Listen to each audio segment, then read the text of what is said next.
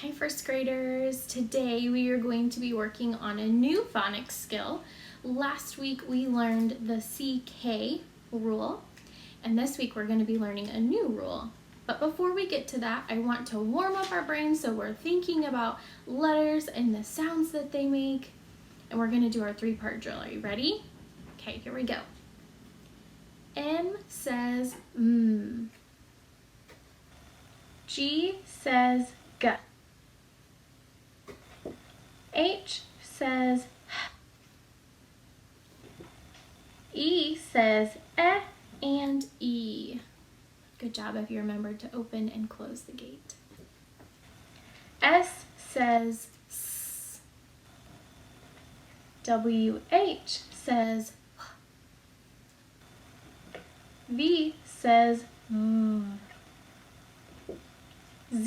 Z says Z. I says I and I. U says and U. LL says L. N says N.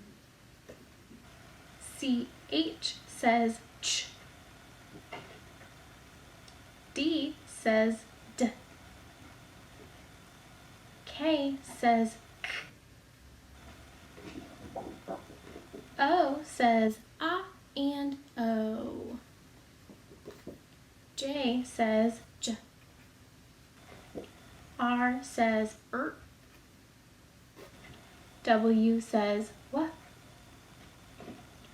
S says S. B says B. P says P. Y says Y. TH says th and th. Remember? Both sounds. Good job. CK says K. C says K. QU says Qu. FF says F. X says X. A says A and A. SH says Sh. L says L. T says T. F says F. Z says Z. And PH says F. Great job. Alright friends, let's go ahead and start part 2 of our drill, where I will tell you a sound. You will use your finger to write the letter or letters that make that sound. So remember, when you're writing it, you're just using your finger on a piece of furniture or the carpet. You're writing the letter and you're underlining it. So let's do a practice one. How about the sound is B? You would write with your finger B says B, and you would underline it when you're finished. You ready? Okay, let's get started.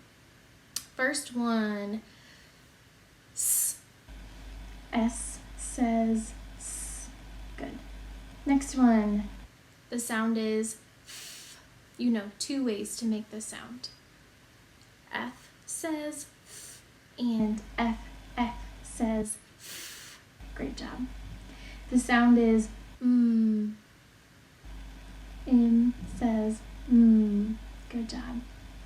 The sound is P. P says P. The sound is L. You know 2 ways to make this sound. L says L, and LL says L. The sound is Ch. CH says Ch. Good job. The sound is Sh. SH says Sh. Great job. The sound is W. You know 2 ways to make this sound. W says W, and WH says wha. The sound is ah. A says ah. The sound is I. I says I. The sound is ah. O says ah. The sound is R says And that brings me to what I want to practice next. All right? The new phonics rule that we are learning this week is another way to make the sound. Now we know that R says but sometimes you hear the sound in a word and it's more than just an R. There's actually 3 other ways to make this sound, but this week we're going to be working on ER. Okay, so when you see ER stuck together, it says This can be found in the middle of a word. It can also be found at the end of a word. This is the most common way to make the sound in a word. So let's do some practice. Are you ready? Okay.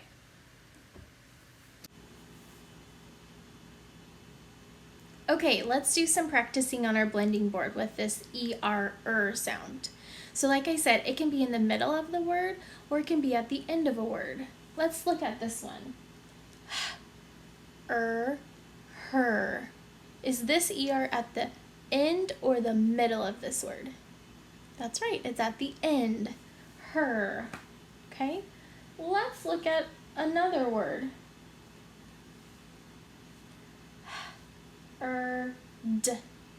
Heard. Is this in the middle or at the end of the word? That's right, this time it's in the middle. Heard. Let's look at another one. How about now? Fern. Is it in the middle or at the end? In the middle, that's right. Fern. How about another one?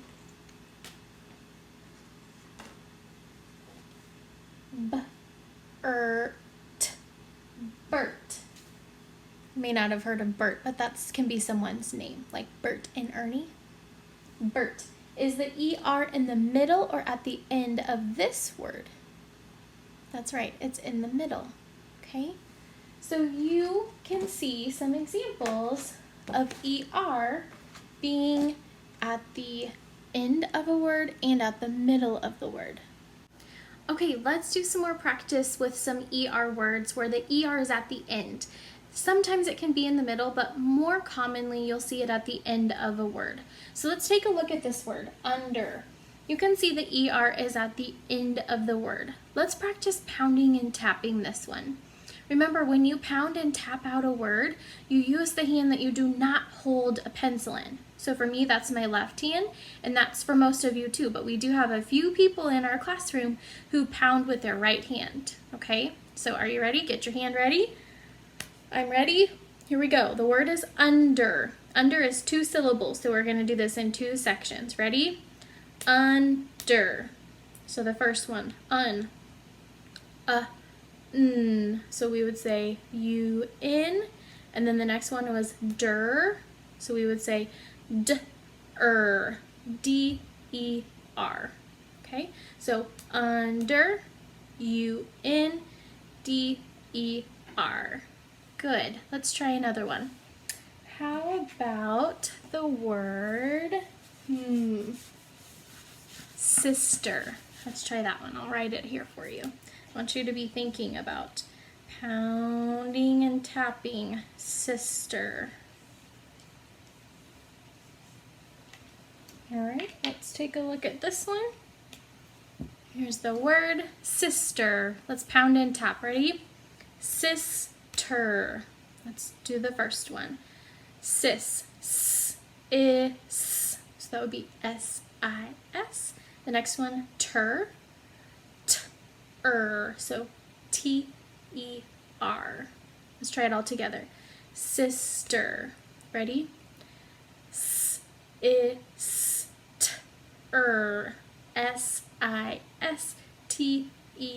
Good job. Let's try one more. How about, let me think of another word we could do. How about, ooh, I like this one, whisper. I want you to be thinking about how we will pound and tap whisper. Let's take a look at this one. There we go. Whisper. Okay? Whisper.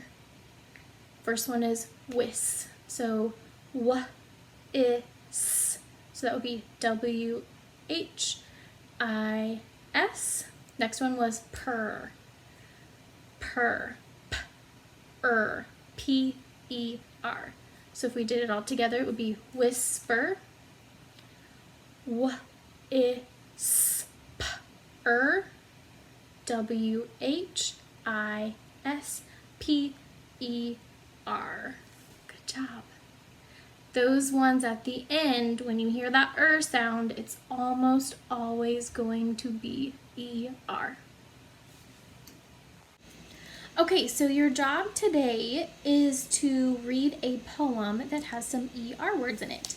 The poem is going to look like this. It's called Spring Rain. And you are going to first read the poem to yourself. And anytime you see a word that has ER stuck together, you're going to highlight it.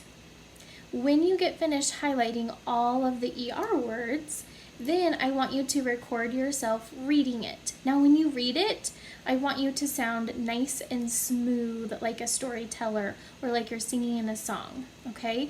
Make sure you're using good inflection in your voice, making your voice go up and down so it's interesting to listen to and so it doesn't sound like a robot. When you get finished reading it, I also want you to tell us how many ER words you found in the poem Spring Rain. Good luck!